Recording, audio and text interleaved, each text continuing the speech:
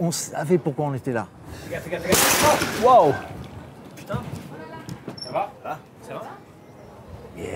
Ça va? Ça va. J'ai la tête dure, je te dis. J'ai la tête dure. Vas-y. Il a la tête dure, Mathieu Kassovitz. Une grosse personnalité, évidemment, et une vraie passion pour le cinéma. Vous allez voir, dans cette vidéo, je reviens avec lui sur plusieurs de ses films. La haine, bien sûr, Assassin, L'ordre et la morale, et on parle même des films qu'il a tournés aux États-Unis, Gothica et Babylon AD. Regarde un gros plan sur Vin Diesel et tu vas tout comprendre de ce qui se passe dans sa tête. C'est un idiot patenté, quoi. Je vous préviens, une interview avec Mathieu Kassovitz, c'est forcément une interview pas comme les autres.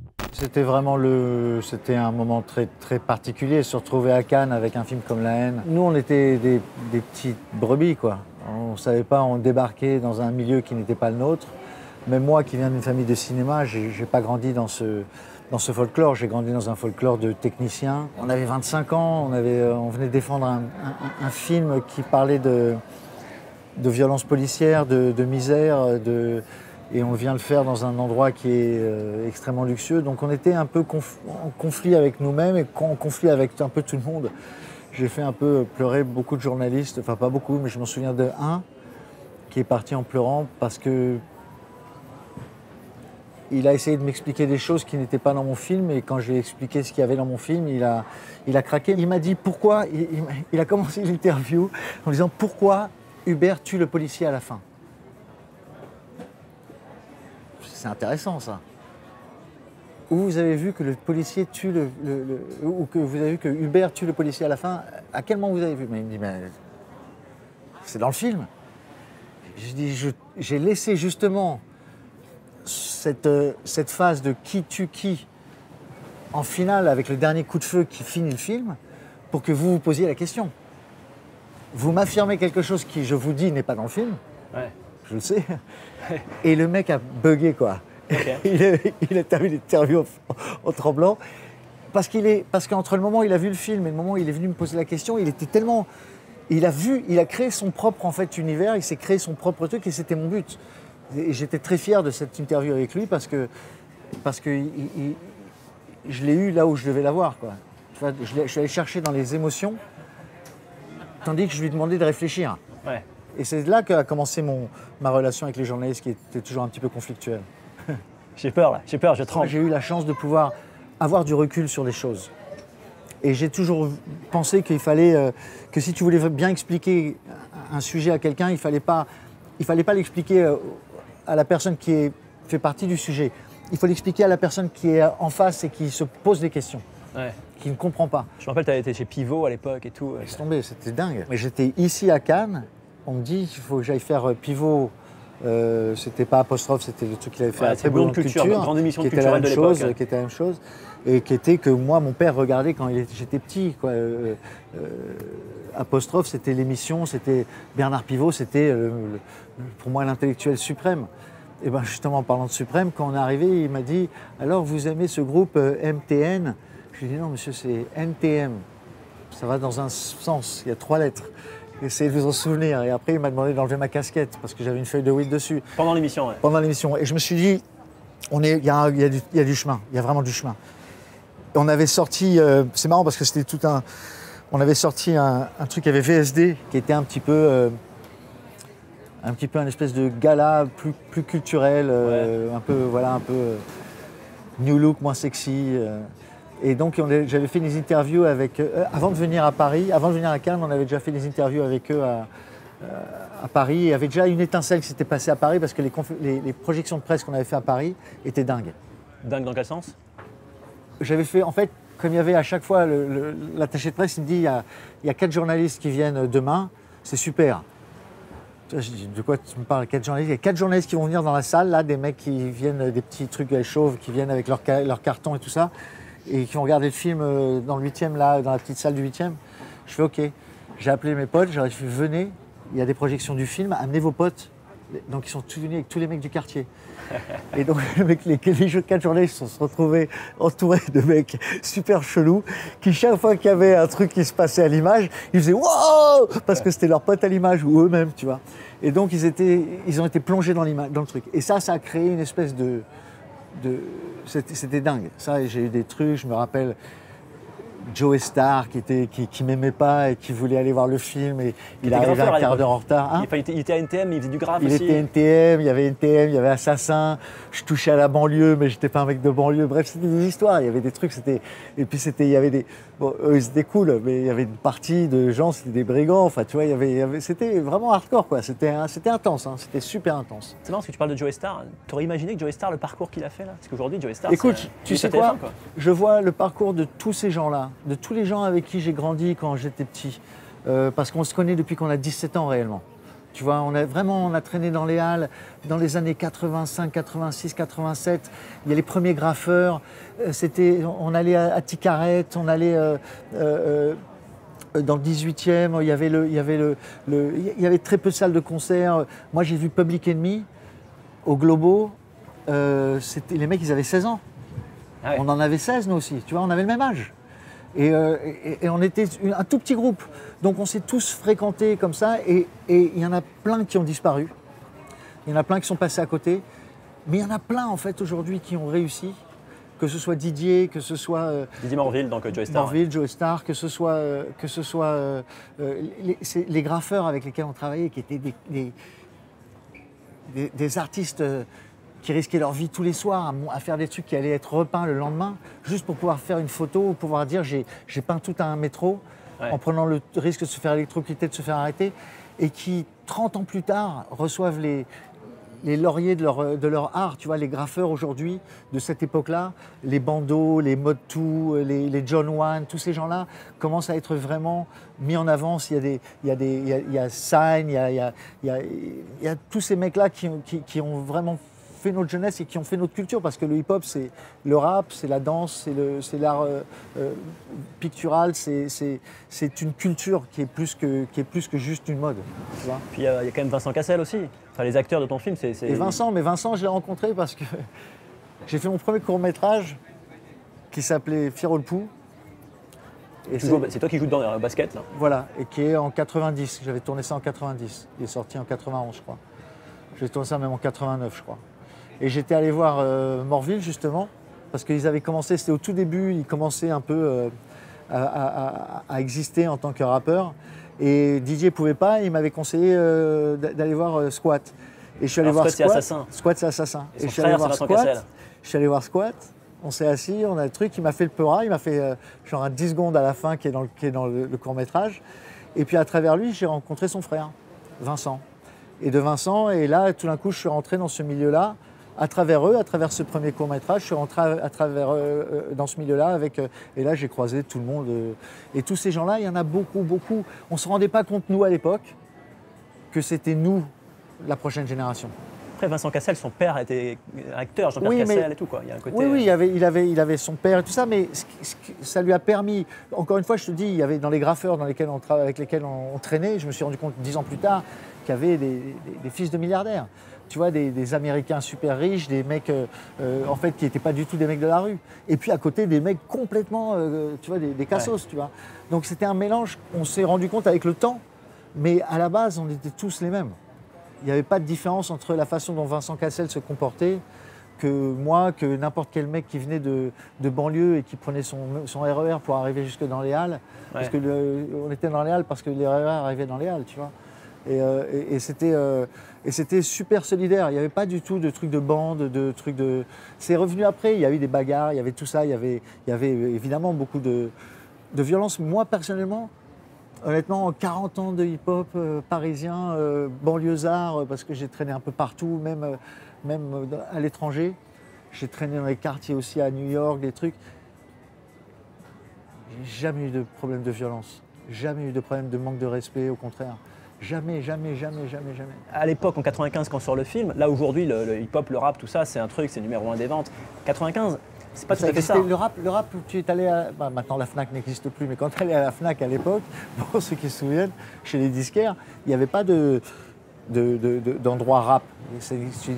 Il est où votre secteur rap? Et il y avait 3 disques qui se battaient dans un truc à côté du R&B. Le hip-hop n'existait pas dans le sens où il y avait NTM, il y avait IAM qui commençaient à émerger. Mais c'était encore l'ambiance de racaille de banlieue, quoi, tu vois, avec un hip-hop qui était en français, qui était pas accessible pour les gens de l'extérieur.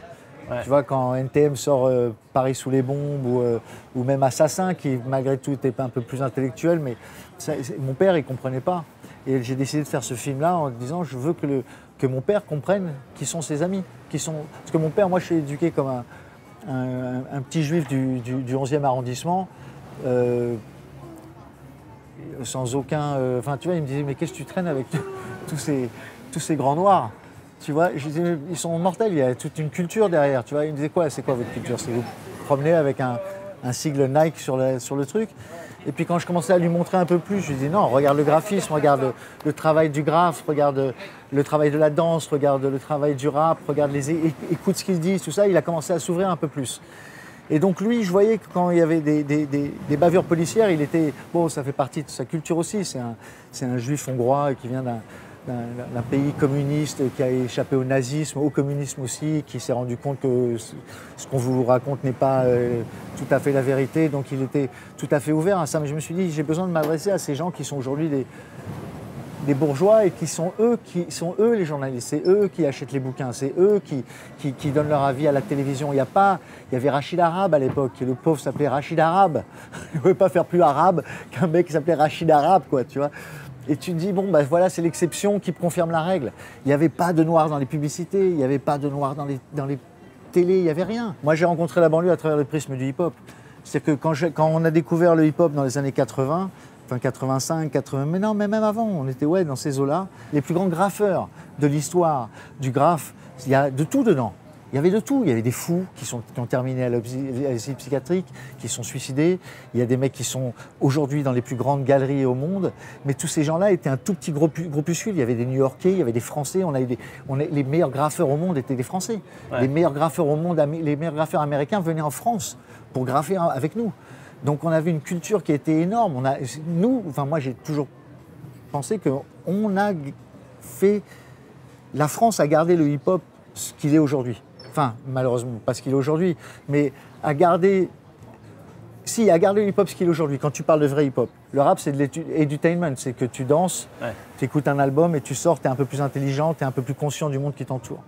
Donc moi, j'ai adapté ça au cinéma, tout simplement. C'était mon univers, et ça a toujours été mon univers. J'ai toujours travaillé mes films avec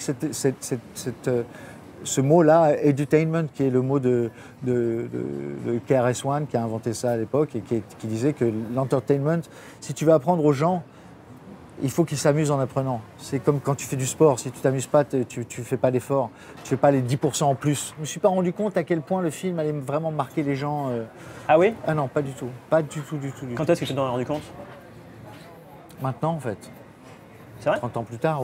Non, mais disons 10 ans plus tard. 10 ans plus tard, quand je me suis rendu compte que La haine était le film cité dans les... Pour expliquer les bavures policières qu'on avait quotidiennement, enfin pas quotidiennement, mais on avait une bavure policière tous les 3 mois, on a un peu moins maintenant, encore, on ne connaît pas tout, mais disons qu'on a... la haine à ce niveau-là a permis en tout cas de pointer du doigt un problème en disant, voilà, ce problème, on vous l'a expliqué dans un objet qui est très précis. Pourtant, les problèmes continuent d'arriver. Est-ce que vous pouvez nous expliquer pourquoi ces problèmes continuent d'arriver, tandis que cet objet avait fait un espèce de consensus sur comment on devait se traiter les uns les autres. Et quand je me suis rendu compte que le film continuait d'exister dans les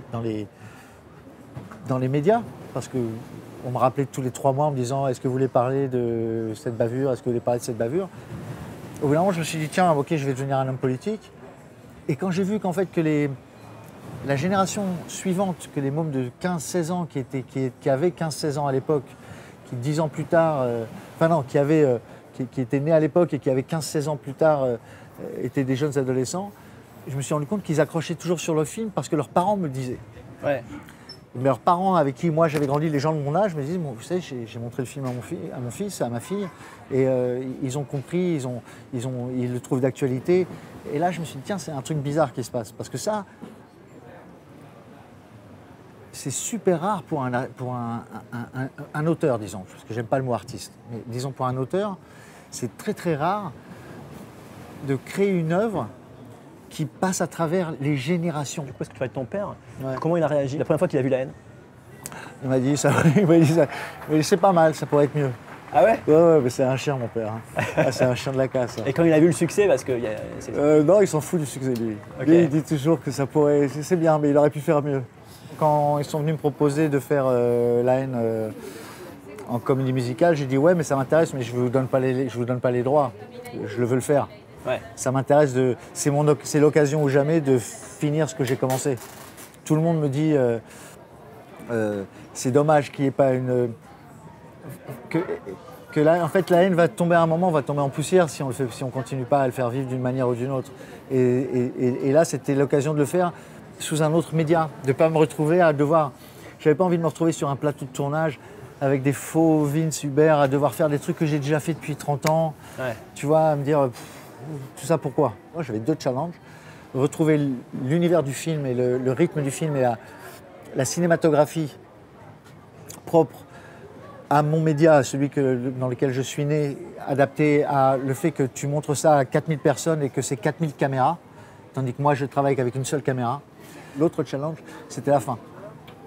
Je savais que je ne pouvais pas utiliser la fin qu'on avait puisque tout le monde qui allait voir le film, la pièce connaissait la fin du film et que je devais malgré tout choper les gens au cœur en racontant la même histoire d'amitié.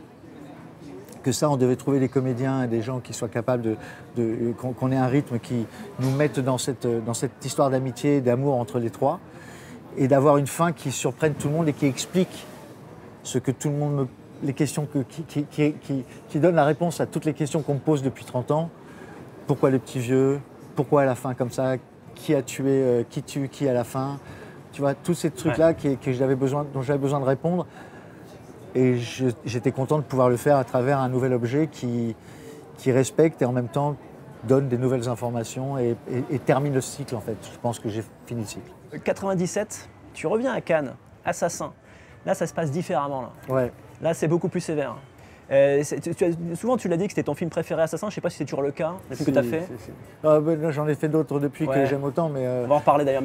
Mais celui-là particulièrement, Assassin, en gros, le film sort, il est à Cannes. Et tu te fais défoncer. En fait, ce qui se passe, c'est que quand je fais Assassin, quand je fais La haine, je me rends compte de la malhonnêteté des journalistes. Tu peux y aller. Je ne suis pas un corporatiste. Surtout à l'époque, parce que c'était tenu par quelques médias. En fait, maintenant, Internet a permis à ce que justement des jeunes comme vous donnent un avis différent de ce qui existait par des médias qui étaient forcément corporate et tenus par des gens d'une autre génération. Donc quand tu avais, à l'époque, il y avait Le Figaro, il y avait Libération, et tout était vraiment bien scindé par truc. À la sortie de La haine, où tout le monde adorait La haine et tout le monde le trouvait, je trouvais leurs questions pas très intéressantes et très biaisées. Quand je te parle de VSD, c'est parce qu'on a fait une grande interview avec VSD et ils ont terminé à sortir un truc avec un catalogue au milieu de apprenez à parler banlieue, au lieu d'aller voir, de vraiment traiter le sujet. Moi, je disais, ne nous starifiez pas, parlez du sujet. Et ils ont fait exactement l'inverse.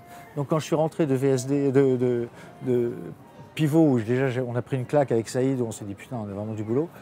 Saïd Taghmaoui, qui jouait dans le film. Saïd Taghmaoui. On est revenu, on est allé à une fête là-bas, qu'on avait organisée avec des bières et de la merguez.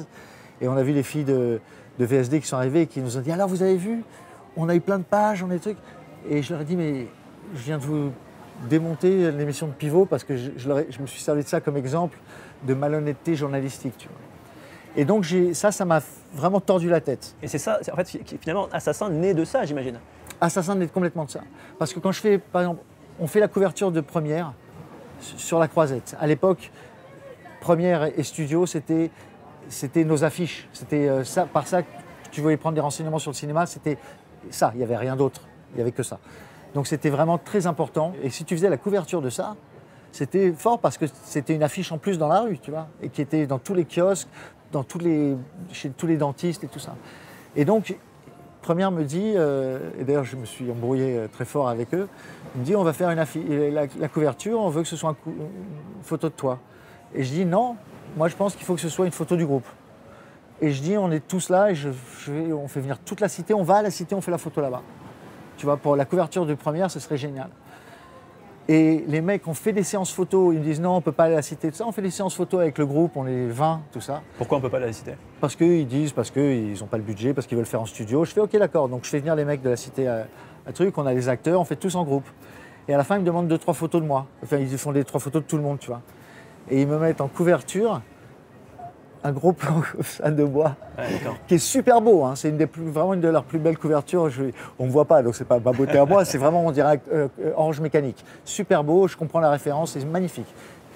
Journalistiquement parlant, super. Éthiquement parlant, Et donc, je me suis super énervé contre eux. Et là, je me suis dit, OK, pourquoi? Quelle est l'importance du message des journalistes par rapport aux générations qui arrivent? Quelle est l'importance de l'éthique du créateur et de l'éthique de celui qui transmet l'information à l'auditeur? Si j'avais appelé le film, au début le film s'appelait Droit de cité. Mais j'ai tout de suite dit au producteur, le film ne s'appelle pas Droit de cité. Le film il s'appelle La haine. Mec, ça va être difficile de voir un film qui s'appelle La haine. Frère, je fais un film politique sur un sujet d'actualité brûlant. Si les gens rentrent dans la salle en disant le titre c'est 3 amis à Paris, c'est pas la même chose que tu rentres dans la salle et tu s'appelles La haine. Tu rentres dans la salle, tu s'appelles La haine, tu es chargé dès le début. L'affiche est importante. Tu peux pas balancer une affiche n'importe quoi. L'affiche qu'on a sortie avec les yeux qui regardaient, je sais pas si tu vois l'affiche qu'on a sortie là un petit peu sur la comédie musicale, elle était ultra puissante. Bien sûr. Et tout d'un coup, tu sais que tu rentres sous pression dans la salle. Et c'est extrêmement important pour pouvoir accepter la fin comme elle est. Donc toute la ligne, la verticalité de la création d'un film, elle passe par ça. J'ai eu beaucoup de chance sur La haine. J'ai eu beaucoup moins de chance sur les autres films parce que tu rentres dans un autre business où tous les gens disent non, c'est pas ça ton affiche. Ça va être ça ton affiche. Ah ouais. Tu vois, parce que tout d'un coup. Après, c'est peut-être parce que l'époque a évolué et que maintenant c'est les Non, mecs mais du c'est surtout parce marketing que maintenant les gens ils voient que tu es toi-même un outil marketing. Ok. Donc tu vas rentrer dans la. J'aurais pu faire l'affiche que je voulais pour La haine. On a eu juste la chance d'avoir une super belle affiche et d'avoir tout un truc très. Ouais, ça me rappelle les trucs de JR cohérent. Maintenant, fait tes visages. Et JR, une de mes plus grandes fiertés avec ce film, c'est qu'un des plus grands artistes qui existe pour moi dans le monde aujourd'hui et la vision qu'il a du monde et la façon dont il approche l'art et son combat perpétuel pour essayer d'utiliser l'art pour changer le monde, c'est JR. Et JR, tout son travail a commencé en voyant l'affiche de La haine, même pas le film je pense, c'est l'affiche de La haine, les yeux, le regard des autres, et il a donné ce regard à toute une génération et maintenant, pour moi, La haine 2, c'est lui. Ouais. Donc ça, c'est une vraie fierté. Et Assassin, alors du coup, Assassin sort, très mal perçu, comment tu le vis? Attends. Donc, je me dis, je vais faire un film contre... Je vais leur mettre dans la gueule. Ils attendent tous La haine 2. Ouais. Ok. Je vais leur faire un truc, je leur mets dans la gueule. Mais je vais chercher Serrault et je vais raconter l'histoire de la perte d'éthique entre différentes générations. Alors, Michel Serrault, effectivement, a priori, c'est pas du tout La haine, Michel Serrault, on est dans autre chose. Non, mais c'est le cinéma. Bien sûr. Quand tu le rencontres, qu'est-ce qui se passe? Comment ça se passe? Ça m'intéresse. Génial. Génial. Bah, c'était un punk catholique. Moi, je l'appellerais comme ça. C'était un punk. C'est-à-dire que la société, qui allait tous se faire foutre, mais il faisait la prière. Okay. Tu vois, il croyait en Dieu, il faisait la prière, il était très pieux. Mais c'était un déconneur et c'était quelqu'un qui ne se laissait pas faire et qui ne voulait pas qu'on le mette dans une boîte. Et c'est un comédien, pour ceux qui ne le connaissent pas, qui a été un des plus grands piliers du cinéma français. Il a dû faire 150, 200 films. Il doit en avoir une trentaine de vraiment bien à l'intérieur. Et il disait tout le temps, moi je fais mes gammes. Je ne suis pas là je ne suis pas génial, je travaille. Et c'est exactement l'approche qu'il a pris avec moi. Il a vu un mec j'avais 27 ans à l'époque, qui est venu le voir et qui lui a dit, je vous propose un challenge, je vous emmène dans un film qui est ultra violent, qui n'est pas du tout dans ce que vous avez fait, avec un mec qui est très politique, qui est moi, qui va être votre partenaire, et on fait un film allégorique où vous n'allez pas forcément tout comprendre, mais je vous demande de me suivre. Et il a dit banco. Donc on a fait le film avec ce qu'il est, avec toute mon envie de... Très vénère. Bah oui, super vénère, parce qu'après La haine, je me dis, vous êtes vraiment une bande d'enculés. Et là, je me dis, vous méritez des claques dans la gueule. Et j'adresse le sujet à la source en disant, vous êtes responsable. Arrêtez de dire que c'est les jeux vidéo, que c'est les films, que c'est l'art, que c'est la façon dont les gens vivent. Ouais. Ce qui se passe aujourd'hui avec tout le combat qui est sur est-ce que tu es homo, est-ce que tu n'es pas homo, est-ce que tu as le droit de t'appeler comme ça ou pas. On s'en bat les couilles. Et c'était un peu c'était un petit peu le message qu'on devait tenir à l'époque. Moi, je me suis dit, je fais un film contre les médias. Ouais. Ok ? La télé, en fait, plus précisément d'ailleurs. Oui, la télé, parce que c'est ce qui est le plus visuel au cinéma. Et je fais des scènes où tu as un môme qui, avant de... C'était l'époque du zapping. On n'avait pas Internet, mais on avait le début des télécommandes. Et le télécommande, à l'époque, pour ceux qui ne connaissent pas, c'est la première fois où tout d'un coup, tu peux changer de média sans faire d'effort. C'est-à-dire le pré-swipe. On avait 4 chaînes à l'époque. Donc quand tu regardais une chaîne, tu étais assis plus loin, tu regardais la chaîne. Aujourd'hui, tu vas, tac, okay, après, tac, au bout d'un moment, tac. Et ton attention se réduit à chaque fois. Ah ouais. Et c'est exactement ce qu'on a essayé de faire, c'est que l'attention du vieux, qui n'est plus capable de tuer, passe par un petit jeune qui n'est pas capable, qui n'a pas les couilles de faire ce qu'il a à faire, à un autre petit jeune qui, lui, n'a plus aucune conscience de ce qu'il fait. Et ça passe par le lavage. C'est l'histoire d'un vieil assassin qui enseigne un jeune assassin. Qui est un jeune ancien assassin qui lui-même enseigne un plus jeune assassin qui, lui, n'a pas de limite parce que, dans l'allégorie que j'utilise, les médias ont tout mélangé dans sa tête. Ce qui est un petit peu le cas aujourd'hui. J'avais un petit peu trop d'avance, mais il y a une scène où il zappe pendant 4 minutes et ensuite il va tuer une femme de sang-froid. Parce que je l'ai vu, Assassin, mais ça fait quelques temps que je ne l'ai plus vu et je me dis qu'aujourd'hui je le reverrai à l'ère des réseaux sociaux et tout. Je pense que tu le ferais aujourd'hui, ça serait les réseaux sociaux qui seraient... Oui, bien sûr, c'est la même chose, mais c'est un peu la même chose que ce qu'on a fait avec La Haine. Je pense que c'est des films qui sont universels. Assassin est un film, encore une fois, revenons sur le fait de Cannes, c'est que j'ai fait un film extrêmement désagréable. À la même époque, Tarantino sortait... Reservoir Dogs ? Le premier, Reservoir Dogs, ouais. Et autant j'aime Tarantino dans son travail de metteur en scène et son travail de scénariste, autant j'ai un problème avec lui sur son approche de la violence. Ah ouais ? Ouais, ah oui. Esthétique, tu veux dire, terrible. Le fait qu'il esthétise la violence ? C'est-à-dire que la scène de l'oreille dans Reservoir Dogs est pas seulement inutile à l'histoire, mais cruelle et racontée sur une musique et rendue. Et c'est le début, quand j'ai vu ça, et je me souviens très bien, j'étais au cinéma à Beaubourg, et quand j'ai vu la réaction des gens autour de moi, j'ai fait waouh, c'est la désensibilisation funky sur une musique, tu vois, pop qui me dérangeait énormément. Et au même moment aussi, Yann Kounen faisait, on va faire 2 heures d'interview là, Yann Kounen faisait Doberman avec Vincent, qui était un truc d'ultra-violence. Très BD avec la tête qui roule. Ça, ultra-violence où Yann Kounen avait fait un film avant qui s'appelait Vibro Boy.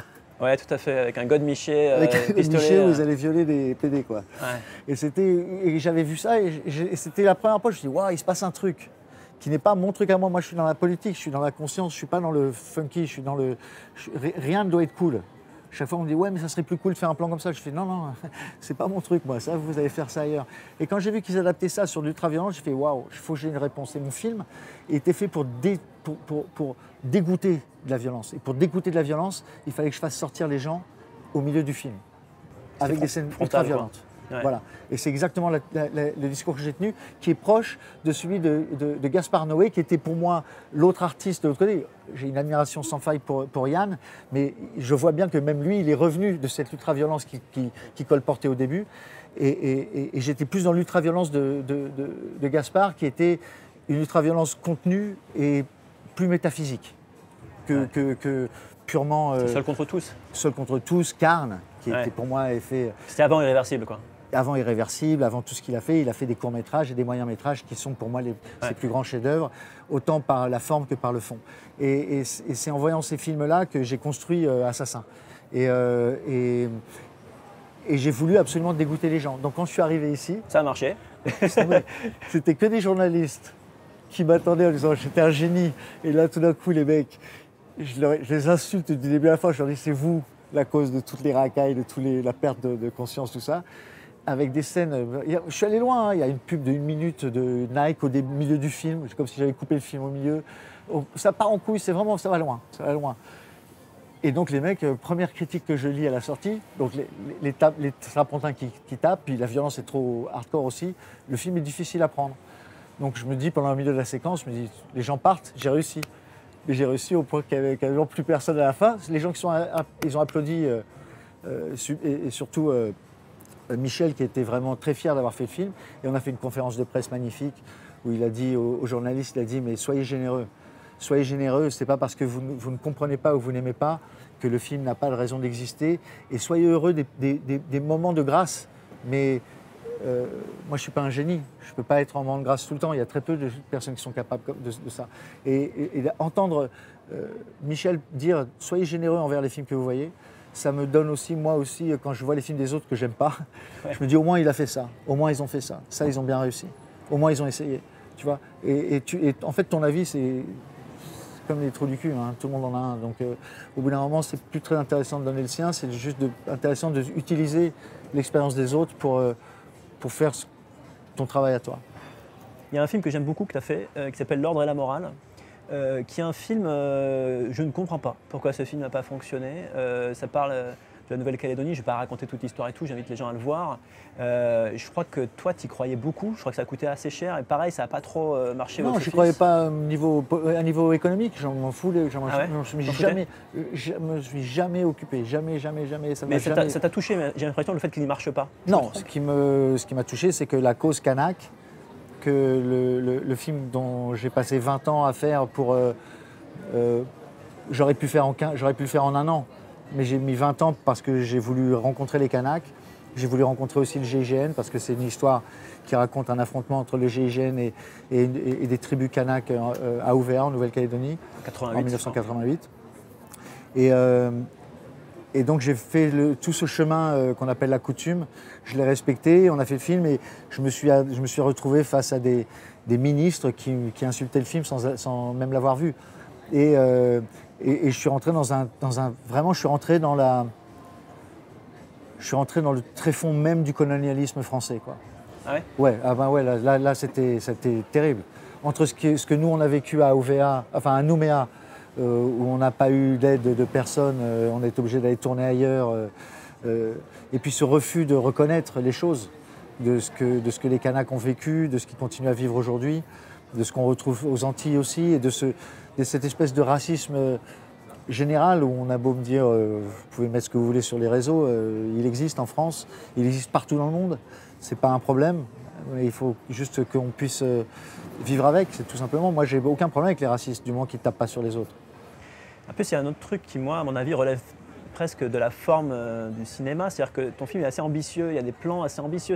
On n'est pas dans un cinéma français classique, on est dans des références... Non, c'est un très beau film, très bien mis en scène, c'est un beau film, mais tu sais, la conjoncture fait qu'on est sorti à la mauvaise semaine, on n'avait pas la bonne affiche, les gens s'en foutent. En 2011, il y avait les téléphones, on n'est plus dans la même interaction. Moi, je viens d'une époque où si tu ne voyais pas les choses dans un film, si tu n'allais pas voir les films de Costa Gavras, si tu n'allais pas voir les films de Ken Loach, si tu n'allais pas voir les films de Boisset, tu n'apprenais pas la société. Ouais. Si tu n'arrivais pas, et c'est ça qui rendait le cinéma beau, qui rendait Philippe Cadic beau, qui rend Blade Runner une œuvre magistrale, c'est que c'est la métaphysique qu'il y a derrière. Le reste, moi, ça ne m'intéresse pas trop. Ouais. Mais est-ce que tu as l'impression, alors à l'époque, mais même aujourd'hui, d'être à part dans le cinéma français et que quoi que tu fasses, tu seras à part? Comment tu te situes par rapport à... Même si ça c'est quand même vachement diversifié, j'ai l'impression, le cinéma français, oui, maintenant il y a plein de trucs, quoi. Maintenant, le cinéma, c'est plus la même chose. Moi, je viens d'un cinéma, mes parents étaient des cinéastes, j'ai dormi dans des bacs de pellicules. Ma mère était monteuse, moi je suis cinéphile, mes parents étaient des cinéphiles de la plus belle époque. Ils sont arrivés, mon père est arrivé en 1956 à Paris, c'était le début de la nouvelle vague. Il a pu rencontrer Godard, il a même tourné dans un Godard, et ma mère aussi, qui est arrivée de Reims, d'une famille très pauvre et qui a découvert Paris dans les années 60, ouais. Et qui est devenue réalisatrice, qui a réalisé un court-métrage de science-fiction. C'était des gens qui n'avaient pas de limite, qui avaient été... donc moi, je viens de cette base-là. Moi, mon cinéma, il est pur et dur, hein, c'est du vrai cinéma. Aujourd'hui, tout le monde peut être réalisateur. Moi, je viens d'une époque où si tu n'avais pas une carte, tu ne touchais pas une caméra. Si tu n'étais pas encarté, que tu n'avais pas fait 3 ans d'études, tu ne touchais pas une caméra. Tu ne pouvais pas filmer parce que la pellicule, il fallait aller au labo pour le truc. Il n'y avait que eux qui pouvaient la développer. Et moi, j'ai eu la chance, comme le hip-hop, de vivre à une époque du cinéma magnifique. Quand tu allais dans les années 80 et que tu allais au cinéma et que dans la même semaine, tu avais un Spielberg, un Ridley Scott, un Tobe Hooper, un Sam Raimi, enfin Sam Raimi n'était pas là encore, mais un Brian De Palma, et que c'était un film d'horreur, un film policier, un truc, et que tous ces films-là faisaient partie d'une écriture qui était en train de se fabriquer, et que tu allais au cinéma et qu'il fallait y aller le mercredi parce que le jeudi, la pellicule a été rayée. Tu avais ce sentiment de... C'est pour ça que j'ai plus aujourd'hui le même rapport avec le cinéma que j'ai eu à l'époque. J'ai vu, comme beaucoup d'ailleurs, ce fameux Fucking Kassovitz. Sur YouTube. Je crois que c'est même sur Dailymotion. Sur Dailymotion. Ouais, je crois que c'est le making of de Babylon ID, qui est un film que tu as tourné aux États-Unis avec Vin Diesel. Bon, sur le tournage, ça se passe très mal, notamment avec Vin Diesel. Mais moi, je ne savais pas ça pouvait mal se passer sur des tournages à ce point-là, avec une star américaine. Tu vois, je ne pensais pas que ça faisait partie du... Je pense que oui, il y a des frictions, mais tu ne peux pas aller aussi loin dans le délire dans lequel lui, il est rentré. Et je me rappelle que quand je suis rentré après à Los Angeles et que j'avais parlé avec des producteurs américains qui sont des assagis, ils m'ont dit, il y en a un qui m'a dit, mais t'aurais dû lui casser le bras dans une bagarre, comme ça l'assurance aurait payé, t'aurais eu 2 semaines de plus de tournage, t'aurais pu changer de comédien. Je me suis dit, putain, les mecs, vous êtes hardcore. Tu vois, mais en fait, ils ont une approche du cinéma qui est complètement différente de la nôtre. Comment ça s'est passé comme ça? Enfin, c'est bizarre. Ouais. En fait, comment ça a pu se passer aussi mal avec ta star vedette qui a quand même fait pas mal de films avant, quoi? Parce que c'est un idiot patenté, quoi. Ben, regarde dans ses yeux, regarde un gros plan sur Vin Diesel et tu vas tout comprendre de ce qui se passe dans sa tête. Il est gentil, hein. Non, il n'est même pas gentil, mais si, il est gentil. Je ne sais même pas s'il est ce qu'il est. Mais il est riche, en tout cas. Et il est assis sur une franchise des trucs là. Mais bon, c'est tout ce qu'il peut faire. Hein. Après, en fait, moi, ce qui est intéressant, c'est que je l'ai rencontré à un moment très précis. Il venait de faire un film avec Sidney Lumet, où il jouait un mafieux new-yorkais. Et il jouait avec une perruque et tout. C'était pas mal. Il avait fait un truc où il avait cette ambition de vouloir être comédien et de vouloir sortir un petit peu de son truc d'action. Et dès que j'ai commencé à travailler avec lui, on a eu une très bonne approche. On s'est vu parce qu'il a mon âge et il est aussi dans le hip-hop et on reconnaissait un peu les mêmes personnes et on a fait des conneries ensemble. C'était assez marrant. Mais dès qu'on a commencé à rentrer dans le travail, le mec est devenu hollywoodien et j'ai plus pu sortir quoi que ce soit de lui. Mais tous les films j'ai fait 2 films à Hollywood. J'ai fait ce film-là, j'ai fait Gothica avec Robert Downey et Halle Berry.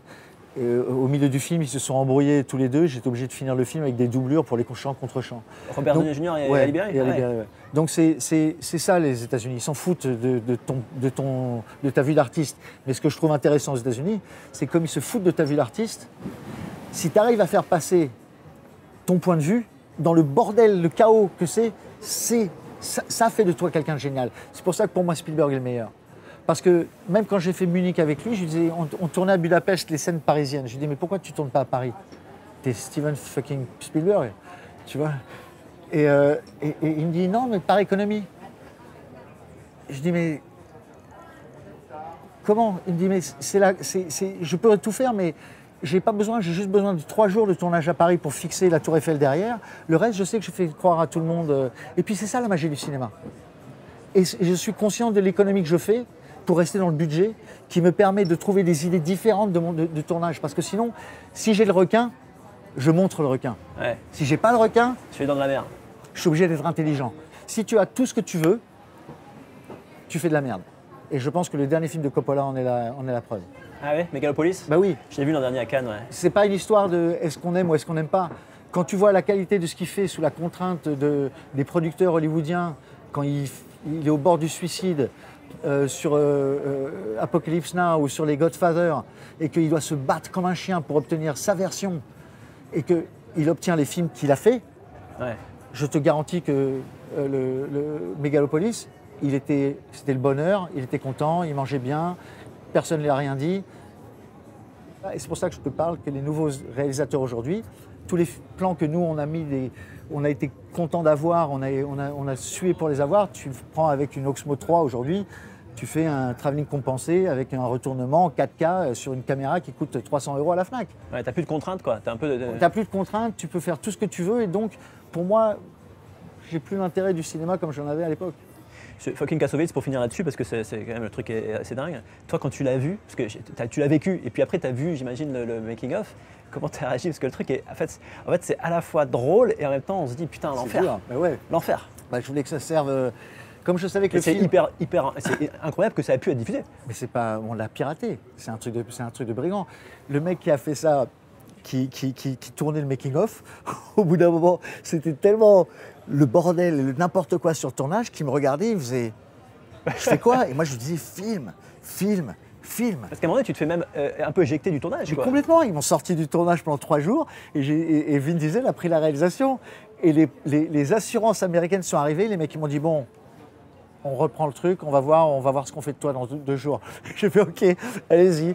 Ils ont travaillé 3 jours avec Vin Diesel et ils sont revenus me voir, ils étaient comme ça, et ils me disaient bon, on veut que tu reviennes, on va terminer avec ce qu'on peut, et je leur ai dit pas de problème.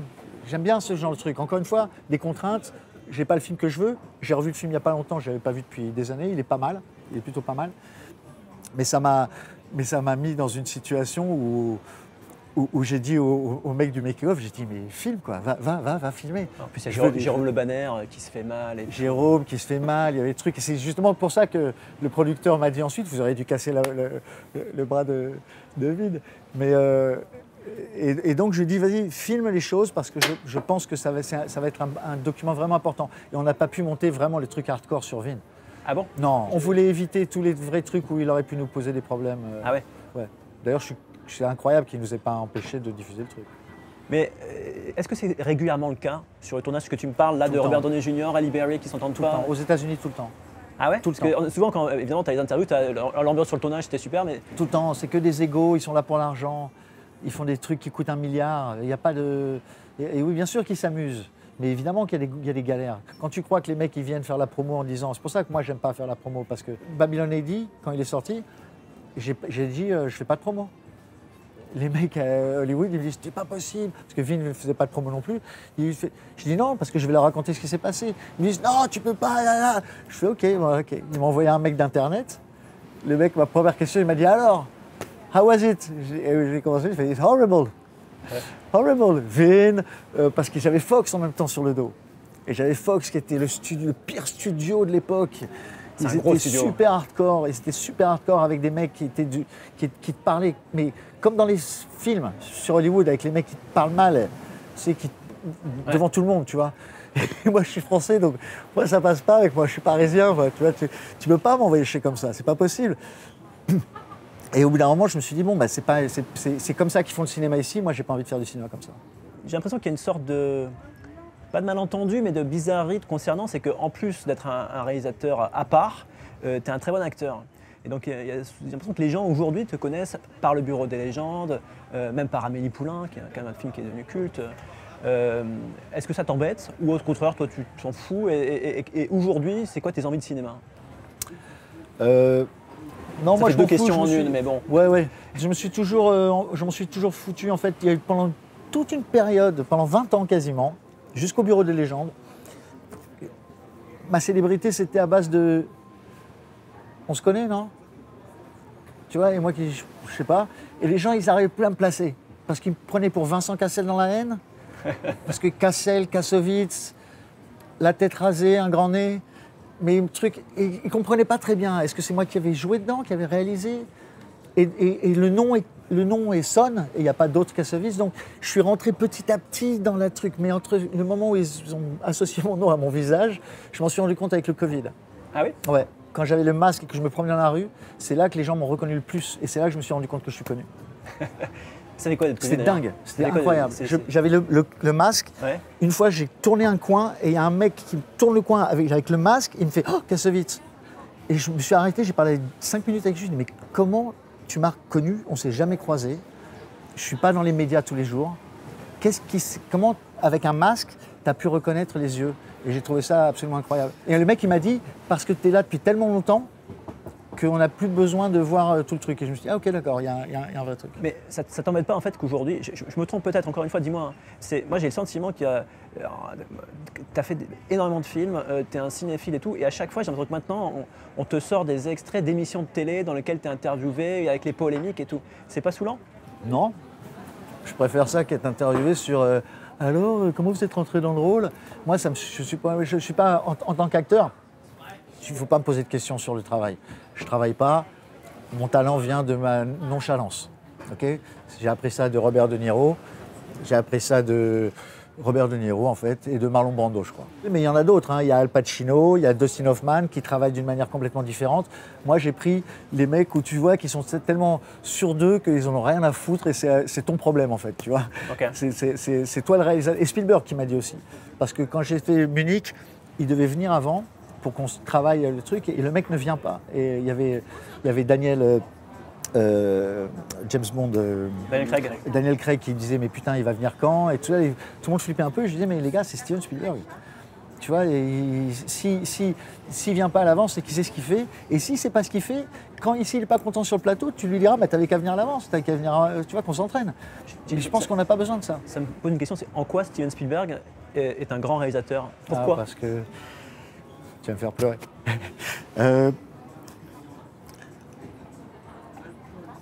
Parce que Spielberg, c'est, je pense, le seul qui a eu la longévité, qui a commencé à cette époque où en fait c'est cette nouvelle vague américaine de films qui deviennent extrêmement commerciaux, mais qui permettent encore une vision artistique et une vision personnelle, ce qui est très difficile à placer aujourd'hui. Spielberg est un des derniers à le faire, à changer de film à chaque fois. Et il a un énorme respect pour les acteurs, un énorme respect pour les techniciens, pour le craft du cinéma. Moi, je l'ai vu faire des trucs sur Munich où on avait des explosions avec Bana, qui était dans une pièce et il y avait des explosions à faire et les mecs n'ont pas bien déclenché. Et il aurait pu tout refaire en digital ensuite, mais il a dit non, le mec, non, je veux rien de digital dans ce film-là. C'est pas un film sur cette époque-là. On a tourné en pellicule, ils avaient des tables de montage derrière dans des camions, il tournait en pellicule et le mec est très cohérent sur son art et sur la façon dont il le fait. Il a une telle maîtrise de son métier que c'est comme voir un peintre, tu vas faire vivre une peinture, tu te dis mais où il va et puis tout d'un coup tu dis waouh, ah ouais, d'accord. Okay. Mais sur le tournage, parce que tu as tourné avec lui. Et sur le tournage, ben, il m'a dit, je lui ai dit pourquoi vous n'êtes pas venu plus tôt, il m'a dit parce que je vous ai choisi, vous êtes des acteurs, mon travail il s'arrête au moment où je fais le casting. Okay. Après, je vous dis un peu plus, un peu moins, mais si vous n'êtes pas bon, c'est votre problème. Et j'ai fait, ah bon, ok, d'accord, donc c'est mon problème, donc c'est ton problème aussi. Donc maintenant, chaque fois qu'il y a un réalisateur qui vient me voir et qui me dit, mais putain, c'est pas ça que je voulais, je dis, bah, je suis désolé, c'est ça que je te donne. T'avais qu'à le savoir avant de me prendre.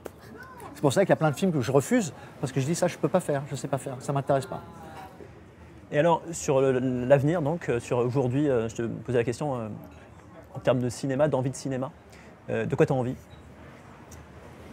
En fait, moi là, je suis content d'être là à Cannes et de présenter les 30 ans de la haine. On peut dire que je viens aussi pour une entreprise commerciale de mettre en avant la comédie musicale, mais pour moi, c'est surtout de fermer toute une époque, c'est 30 ans de vie. Ça m'a permis d'être qui je suis aujourd'hui. Et en terminant ce siècle-là, je me rends compte, parce que mon dernier film il date de 2013, je crois, ou 2011, je sais pas. Je me rends compte que le cinéma classique, comme je l'ai fait, j'ai fait aussi des films à chaque fois différents. Et je pense que j'ai plus envie de faire ce genre de cinéma-là. Mon prochain film est un film qui est un film sur la Deuxième Guerre mondiale, qui est un film pour enfants, qui se passe en parallèle de la Deuxième Guerre mondiale, avec des lapins et des loups, et des grands méchants loups. Avec l'animation, c'est ça? C'est des animaux animés en 3D. Comment ça s'appelle? Ça s'appelle La Bête est morte, The Big War en anglais. Et c'est adapté d'une BD historique française qui fait partie de notre culture aussi. Et c'est le cinéma qui m'intéresse maintenant. C'est un cinéma plus technologique, qui reste une autre façon de raconter des histoires, enfin la même façon de raconter des histoires avec différents outils. Et je pense que ça fait 20 ans qu'on est dans une période de passage de tout analogique au tout digital. Moi, je suis un enfant de l'analogique. Et si ça ne tenait qu'à moi, on ne ferait des films qu'en pellicule, parce que la pellicule, c'est la vie. Mais la situation est qu'aujourd'hui, je me trouve un petit peu comme un diplodocus à l'ancienne. Mais je suis un nerd et je suis un geek. Donc j'adore la techno, j'adore les jeux vidéo. J'adore l'intelligence artificielle aussi. L'intelligence artificielle, je suis à fond là-dessus parce que je suis passionné de science. Je suis quelqu'un. J'ai fait un film en fait. En fait, il s'est passé en 93. J'ai pris le Concorde avec mon producteur Christophe Roussignon. On est parti à New York. Le Concorde existait encore et j'ai fait un voyage dans le Concorde et j'ai parlé avec les techniciens du Concorde et j'étais ébloui par la technologie et la compréhension en fait que ce n'est pas juste un objet, que c'est vivant à l'intérieur d'un monde qui a des lois physiques.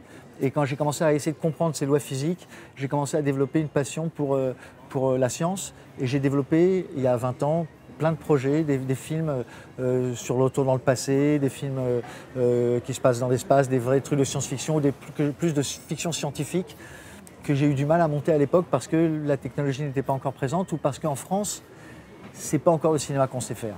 Et que je voulais pas, encore une fois, partir aux États-Unis pour faire des choses personnelles. Et donc là, je suis dans une perspective d'essayer de créer ma propre entité qui permettrait de développer mes films tout en développant les moyens de les fabriquer. Avec l'IA du coup?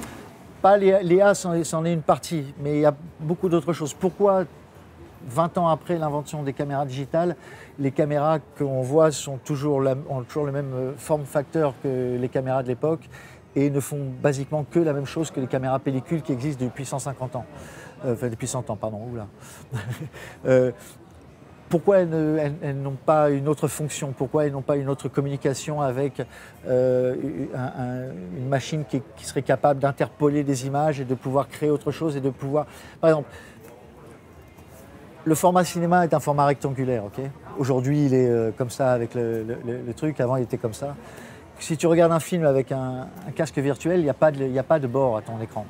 Donc comment tu filmes, comment tu essayes de faire interagir le spectateur avec une nouvelle façon de raconter des histoires qui passe forcément par une découverte technologique. Et pour ça, il faut s'associer à des gens qui ont la capacité et la vision de se dire tiens, essayons de designer une nouvelle caméra. On est dans une période charnière. Soit d'un côté, tout le monde peut avoir accès au cinéma et fabriquer des films et on peut tous s'acheter une caméra à 300 € et diffuser le film sur YouTube et devenir le next Steven Spielberg. Mais pour faire ça, il faut continuer de développer ces appareils photo-là qui sont des appareils photo qui sont de qualité cinéma. On peut faire tout un film avec un appareil photo comme ça qui coûte 1 000 €. Donc on est dans une période où qu'est-ce qu'on fait? Est-ce qu'on continue de dire, je pense qu'il y aura toujours le cinéma IMAX fait par les gros blockbusters, que ce soit Nolan ou Tom Cruise ou tout ça, qui sont des grosses machines où on a besoin d'aller voir les films dans des salles de 1000-1500 personnes ou à la Sphère de 4000 personnes. Je pense que ça va être un des futurs de ce genre de cinéma-là. À côté, on aura toujours le cinéma fait à la main, qui va devenir, je pense, qui est préservé par des événements comme Cannes, parce que tant qu'on a des festivals de cinéma où les gens vont se recueillir dans une salle de cinéma, on aura des salles de cinéma qui donneront aux spectateurs l'impression de pouvoir participer à cette énergie-là. Mais quand ça va s'arrêter, si jamais ça s'arrête un jour, on va se retrouver à regarder nos films à travers des casques VR.